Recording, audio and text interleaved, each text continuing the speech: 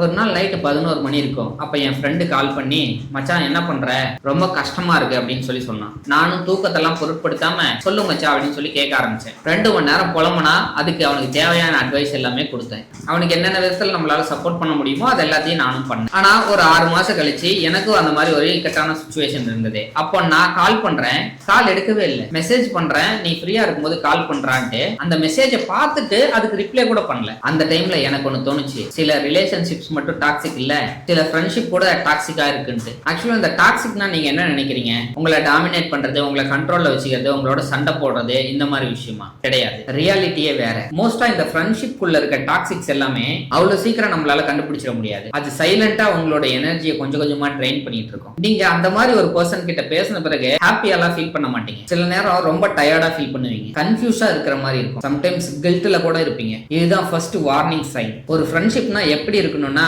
அது உங்களோட லைஃபை இம்ப்ரூவ் பண்ற மாதிரி இருக்கணும், ஸ்ட்ரெஸ் கிரியேட் பண்ற மாதிரி இருக்க கூடாது. ஜஸ்ட் இமேஜின் பண்ணி பாருங்க, நீங்க எப்பயுமே அவைலபிளாவே இருக்கீங்க. கால் பண்ண அட்டன் பண்ணுவீங்க, மெசேஜ் பண்ணா உடனே ரிப்ளை பண்ணுவீங்க, எமர்ஜென்சின்னு கேட்டா உடனே ஹெல்ப் பண்ண ஓடிடுவீங்க. ஆனா நீங்க ஒரு ஹெல்ப்னு கேட்டு பாருங்க, சுத்தி ஒரே மயான அமைதியா இருக்கும். சோ இது ஒரு டைம் 2 டைம் நடக்கலாம். ஆனா ரிப்பீட்டடா நடந்துச்சுன்னா ஹெல்தியான ஃப்ரெண்ட்ஷிப் ஒரு பேலன்ஸ்டா இருக்காது. நீங்க எப்படிலாம் நடந்துக்கிறீங்களோ அதே மாதிரி 100% அவங்களும் நடந்துக்கணும்னு ஒன்றும் அவசியம் கிடையாது. நீங்க மட்டுமே உங்களோட ஃப்ரெண்ட்ஷிப்க்கு முக்கியத்துவம் கொடுத்துட்டு டயர்ட் ஆகிட்டே போறது அது சரி கிடையாது, அது ஃப்ரெண்ட்ஷிப்பும் கிடையாது. சிம்பிளா சொல்லணும்னா அது ஒரு எமோஷனல் பர்டன். இப்போ இன்னும் கொஞ்சம் டேஞ்சரஸான டைப்பை பத்தி பார்க்கலாம். சில ஃப்ரெண்ட்ஸ் டைரக்டா ஹர்ட் பண்ண மாட்டாங்க, பட் இன்டைரக்டா கண்ட்ரோல் பண்ண ட்ரை பண்ணுவாங்க. உதாரணத்துக்கு நீங்க புதுசா ஒரு ஃப்ரெண்ட்ஸோட பேசும்போது அவன் நல்லவனே இல்ல, அவனோட ஃப்ரெண்ட்ஷிப் வச்சுக்காதன்னு சொல்லி உங்களை ரொம்பவே டிஸ்கரேஜ் பண்ணுவாங்க. கொஞ்சம் கொஞ்சமா உங்களோட சோஷியல் சர்க்கிளை குறைக்க தான் ட்ரை பண்ணுவாங்க. ஃபைனலா நீங்க அவங்க மேல மட்டுமே டிபெண்ட் ஆகி இருக்கிற மாதிரி ஒரு சிச்சுவேஷன் கிரியேட் ஆயிடும். இது அவங்க சொல்ற கன்சர்ன்ஸ் கிடையாது, இது அவங்க உங்களை பண்ற கண்ட்ரோல். இப்போ ஒரு முக்கியமான கேள்வி, இந்த சைன்ல இருந்தா நம்ம ஏன் அவங்களை இக்னோர் பண்றோம்? அவன் எனக்கு ரொம்ப நல்ல ஃப்ரெண்டு,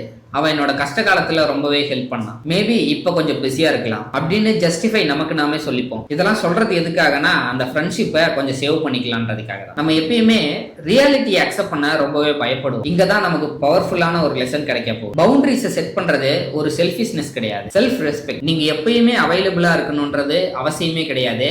நோ சொல்ல கத்துக்கோங்க. அண்ட் ஃபைனலா நான் ஒரு டிசிஷன் எடுத்தேன். நமக்கு சப்போர்ட் பண்ணாத ஃப்ரெண்டை நம்ம ஹேட் பண்றதை விட கொஞ்சம் டிஸ்டன்ஸ் மெயின்டைன் பண்ணாவே போதும். அந்த டிஸ்டன்ஸால கிடைக்கிற சில எம்டி ஸ்பேஸ்ல நல்ல நண்பர்கள் நிறைய பேர் வந்து ஆட் ஆவாங்க. அவங்க உங்களோட சக்சஸை செலிப்ரேட் பண்ணுவாங்க, ஃபெயிலியர்ஸ்ல சப்போர்ட் பண்ணுவாங்க. மோஸ்ட் இம்பார்ட்டன்ட்லி அவங்க நீங்க பேசும்போது பொறுமையா லிசன் பண்றது கூட சான்ஸ் இருக்கு. நான் நிறைய டைம் யோசிச்சிருக்கேன், தனியா இருக்கிறத விட தப்பான ஃப்ரெண்ட்ஷிப்ல இருக்கிறதா ரொம்ப டேஞ்சரஸ்னு. உங்களுக்கும் அந்த மாதிரி ஃபீல் வந்திருக்கான்றத கமெண்ட் பண்ணுங்க. ஸோ இன்னைக்கு நான் உங்ககிட்ட ஒரு கொஸ்டின் கேட்கிறேன், உங்களோட ஃப்ரெண்ட்ஷிப் உங்களுக்கு எனர்ஜி கொடுக்குதா இல்ல உங்களோட எனர்ஜி எல்லாத்தையும் ட்ரெயின் பண்ணுதா? ஸோ உங்களோட செகண்ட் ஆப்ஷன்னா நீங்க உங்க ஃப்ரெண்ட்ஷிப்பை ரீகன்சிடர் பண்ணியே ஆகணும். இந்த என்னோட எக்ஸ்பீரியன்ஸ் உங்களுக்கு புரிஞ்சிருக்கும்னு நினைக்கிறேன். அப்புறம் இன்னும் நிறைய ஆர்டிகல் அண்ட் புக்ஸ்ல இருக்க நிறைய இன்ட்ரெஸ்டிங்கான இன்ஃபர்மேஷன் தெரிஞ்சுக்கணும்னா நம்ம சேனலை ஃபாலோ அண்ட் சப்ஸ்கிரைப் பண்ணிக்கோங்க. அப்புறம் நாளைக்கு பார்க்கலாம்.